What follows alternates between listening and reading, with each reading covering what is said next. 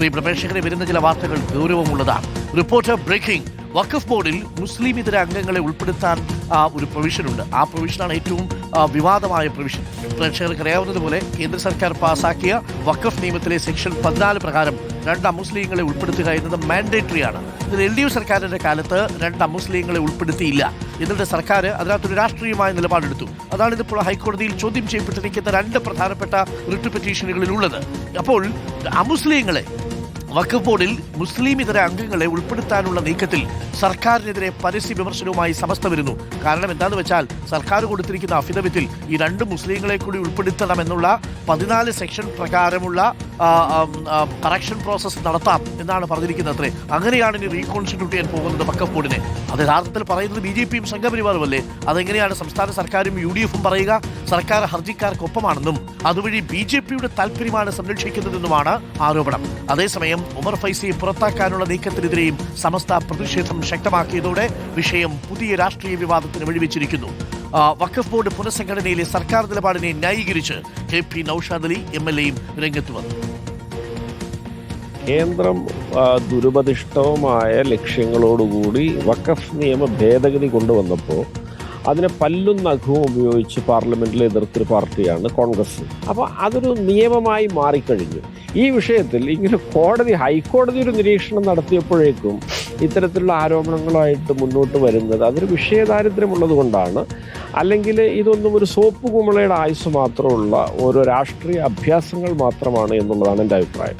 ഈ സംഘപരിവാർ വൽക്കരണം എന്ന എല്ലാ കോൺഗ്രസിൻ്റെ ഹിന്ദു നേതാക്കൾക്കെതിരെയും പ്രയോഗിച്ച CPMന്റെ ആയുധം ഇപ്പോഴത്തെ മുഖ്യമന്ത്രിക്ക് നേരെ വിലപ്പോവുകയില്ല. കാരണം അത് നിർവീര്യമാക്കാനുള്ള ആരോപണങ്ങളും ഒരേ സമയം അവർ ഉന്നയിച്ചുകൊണ്ടിരിക്കുകയാണ്.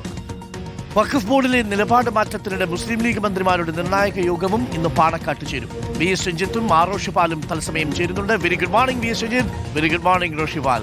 VS രഞ്ജിത്ത്, സമസ്തയുടെ വിമർശനമാണ് ഇപ്പോൾ ഏറ്റവും പ്രധാനപ്പെട്ട ഒരു കാര്യം. ലീഗ് മന്ത്രിമാരുടെ യോഗം ഇന്ന് ചേരുന്നുണ്ട്. ഇതിൽ കൗതുകമുള്ളൊരു കാര്യം, സംഘപരിവാറും BJPയും പറഞ്ഞുകൊണ്ടിരിക്കുന്ന അതേ കാര്യങ്ങൾ സംസ്ഥാനത്ത് ഇപ്പോൾ സർക്കാരിന്റെ അഭിഭാഷകൻ ഒരു അഫിഡവിറ്റായിട്ട് ഹൈക്കോടതിയിൽ കൊടുത്തിരിക്കുന്നു എന്നുള്ളതാണ്. എന്താണ്? സെക്ഷൻ 14 അനുസരിച്ച് 2 മുസ്ലിം ഇതര വിഭാഗത്തിൽപ്പെട്ടവരെ വഖഫ് ബോർഡിലേക്ക് വെക്കണം. ഇതാണ് BJP കേന്ദ്ര സർക്കാരും പാസാക്കിയ നിയമത്തിൽ പറയുന്നത്.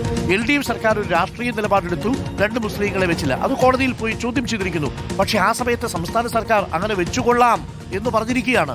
അത് യഥാർത്ഥത്തിൽ ഒരു സംഘപരിവാർ താല്പര്യത്തിന് ചൂട്ടുപിടിക്കലാണ് എന്നുള്ളതാണ് ആരോപണം. ആരോപണം വരും ദിവസങ്ങളിൽ വിവാദമാകാനുള്ള സാധ്യതയുണ്ടോ? സമസ്തയുടെ പ്രതികരണം അതിന്റെ സൂചനയാണോ? VS രഞ്ജിത്ത്. ഡോക്ടർ അരുൺ, തീർച്ചയായും സമസ്തയുടെ യുവജന നേതാവായിട്ടുള്ള സത്താർ പന്തല്ലൂരിന്റെ ഒരു ഫേസ്ബുക്ക് കുറിപ്പാണ് ഇപ്പോൾ പുറത്തു വന്നിട്ടുള്ളത്. കൂടുതൽ പ്രതികരണങ്ങൾ ഇക്കാര്യത്തിൽ ഉണ്ടാകും എന്നാണ് നമുക്ക് മനസ്സിലാക്കാൻ സാധിക്കുന്നത്. സർക്കാരിനെ സംബന്ധിച്ചിടത്തോളം അവരുടെ ഒരു ആവശ്യം എന്ന് പറയുന്നത് ഇപ്പോൾ KS ഹംസ ചെയർമാനായിട്ടുള്ള വഖഫ് ബോർഡിനെ പുനഃസംഘടിപ്പിക്കുക എന്നുള്ളതാണ്. അങ്ങനെ വഖഫ് ബോർഡിനെ UDFന്റെ പരിധിയിലേക്ക് കൊണ്ടുവരിക എന്ന ലക്ഷ്യത്തോടു കൂടി പുനഃസംഘടിപ്പിക്കാനാണ് സർക്കാർ ഉദ്ദേശിക്കുന്നതെങ്കിൽ കൂടി അത് സർക്കാരിന് എതിരെ തന്നെ തിരിഞ്ഞുകൊത്തുന്ന ഒരു ആയുധമായി മാറിയിരിക്കുന്നു. കാരണം വഖഫ് ബോർഡ് പുനഃസംഘടിപ്പിക്കുകയാണെങ്കിൽ, അതും കോടതി പറയുന്ന രീതിയിൽ പുനഃസംഘടിപ്പിക്കുകയാണെങ്കിൽ, ഇപ്പോൾ കോടതിയിലുള്ള എല്ലാ ഹർജികളും പരിഗണിക്കേണ്ടി വരും. അക്കൂട്ടത്തിൽ അമുസ്ലിം അംഗങ്ങളെ നിയമിക്കണം എന്ന ഹർജിയുമുണ്ട്. ആ ഹർജി ഉൾപ്പെടെ പരിഗണിച്ചുകൊണ്ടാണ് പുനഃസംഘടന വരുന്നതെങ്കിൽ അതിൽ അമുസ്ലിം അംഗങ്ങൾ, ഷിയ അംഗങ്ങൾ, ബാക്ക്വേർഡ് മുസ്ലിംസ് ആയിട്ടുള്ള അവരുടെ പ്രതിനിധികൾ, അതോടൊപ്പം തന്നെ ഇപ്പോൾ നിയമിച്ചിട്ടുള്ള 4 അംഗങ്ങൾ, ആ 4 അംഗങ്ങൾ അയോഗ്യരാണ് എന്ന് ഒരു ഹർജി കൂടി ഹൈക്കോടതിയിലുണ്ട്. ആ അയോഗ്യരായ 4 അംഗങ്ങളെ മാറ്റുക എന്നുള്ളതാണ് സർക്കാർ ഉദ്ദേശിക്കുന്നത്.